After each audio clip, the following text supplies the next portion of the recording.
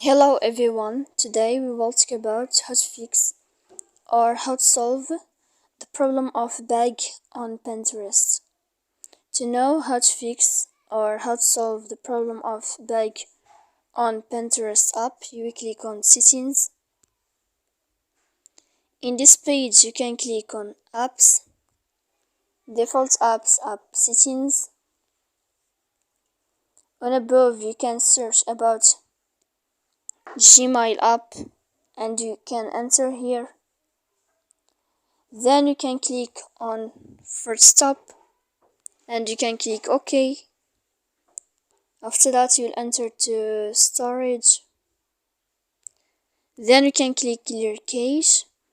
Don't click clear data because that can cause the errors or can delete your account. In the end you can turn off your phone, so please don't forget to support us by like and subscribe.